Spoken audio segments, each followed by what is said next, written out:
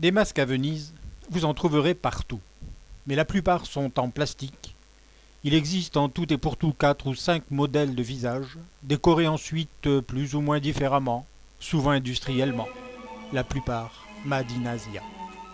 Mais de véritables créateurs de masques, déjà, il y en a beaucoup moins. Guerrino Lovato est de ceux-là, c'est un artiste. Il crée des masques que vous ne trouverez nulle part ailleurs, des masques dont il a sculpté les moules et qui sont tous peints à la main. C'est un amoureux des masques, il nous en parle. Ce masque-là, c'est la masque par excellence vénitienne. Elle est la plus connue dans le monde comme l'image de les Vénitiens du XVIIIe siècle. Elle s'appelle Bauta et qu'elle n'a pas une signification précise, elle ne représente pas un personnage, mais c'est la masque pour être aucun, pour n'être pas un personnage, pour se promener dans la rue masqué et pour être inconnu. C'est une masque permis tout le temps de l'année et pour hommes et pour femmes égales. Et c'est pour ça que c'est une masque et une habitude très bizarre des Vénitiens du XVIIIe pour être sans une identité précise. Il a ce bec-là pour boire, pour fumer et pour changer un peu la voix à les moments qu'il utilise. Ce masque-là il est bien représenté dans les tableaux di Guardi, di Longhi spécialement, di Tiepolo. Il était une mode qui était après utilisée un peu dans toute l'Europe, en France, dans les mondes aussi, on a des dames dans des fêtes galantes masquées à la vénitienne avec ces masques-là. Ça, on peut dire que c'est l'image plus connue de la Venise du XVIIIe siècle, à l'époque de Casanova, à l'époque de Vivaldi, à l'époque de Goldoni. Alors, ces masques-là, on peut dire que c'est la masque un peu plus connue de la Venise contemporaine, c'est-à-dire de 2007, comme aujourd'hui, comme cette année. Et c'est une masque du Pierrot. Mais il faut être précise. Le Pierrot, il n'est pas un personnage tellement vulgaire et tellement populaire dans le sens contemporain, c'est-à-dire n'importe pas s'il est brésilien plutôt que français, plutôt que vénitien.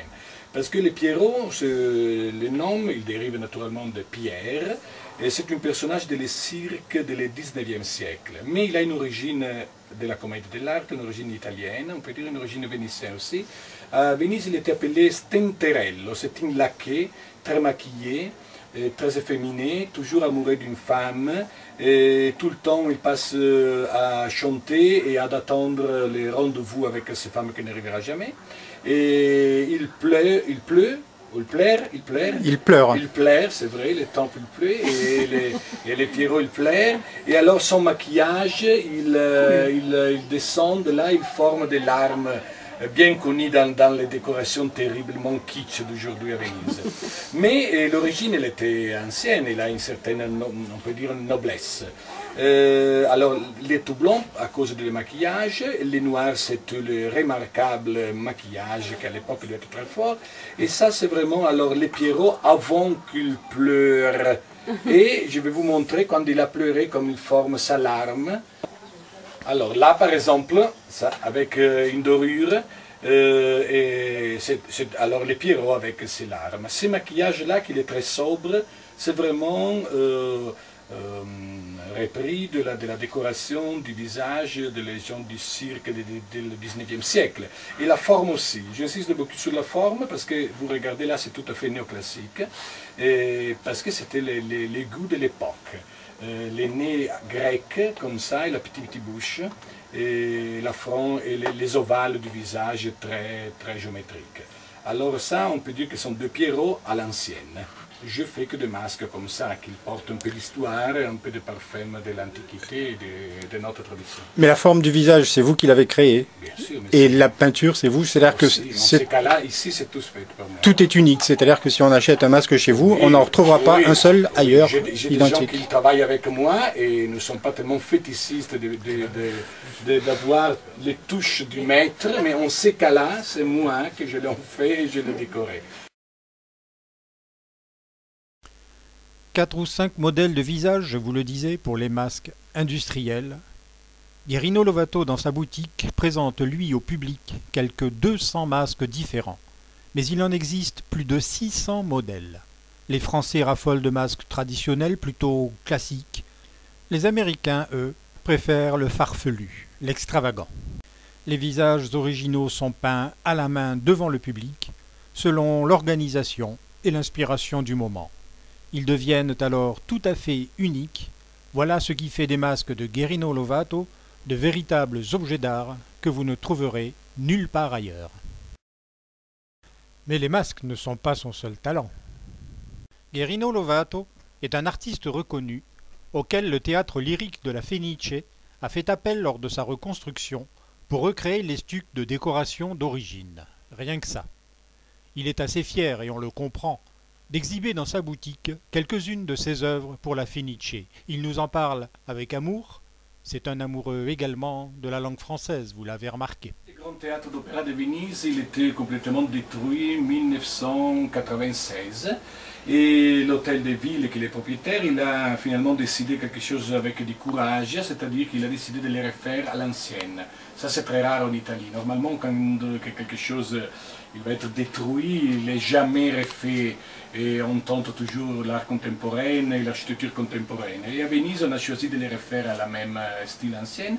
Le théâtre, il était le dernier théâtre qu'il est brûlé, et il était du 19e siècle, de la moitié du 19e siècle. Et il était tout refait dans les mêmes matériaux, papier mâché et bois, et du plâtre, pas beaucoup de choses. Je me suis occupé de toute la sculpture là-dedans, mais de tous les prototypes.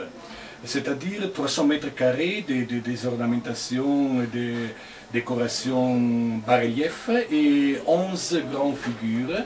Là, vous avez la Néréide, cette dame qui a fait une couronne de 22 là-dessus dans le Grand Théâtre. Et ça, c'est l'emblème du théâtre, c'est de la Fenice. Les oiseaux mythiques qu'il ressort du feu. Et ça, il était après sculpté en bois à partir des modèles que j'ai inventés là, en argile et après en plâtre. Ça, dans les théâtres, ils sont tous en plâtre. Ils ont été faits par des ouvriers qui ont multiplié les moules de bois. Et c'est une des figures qui a eu un énorme succès dans la presse, un peu dans les livres et dans comment on peut dire, dans la Venise récente, à cause que c'est une image d'une femme que j'ai réinventée sur l'ancienne, mais qui a un certain esprit de douceur et de gentillesse, en plus des élégances, qui est rentré un peu dans les imaginations contemporaines. Et on peut dire que c'est une petite sculpture finalement de la ville, qui résiste dans la ville, à part pour l'art contemporain qui passe par ici et le reste jamais.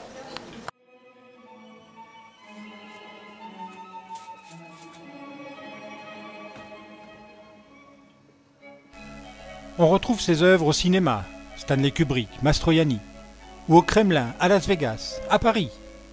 Guerino Lovato, davantage qu'un créateur de masques, c'est une des références artistiques d'une Venise authentique.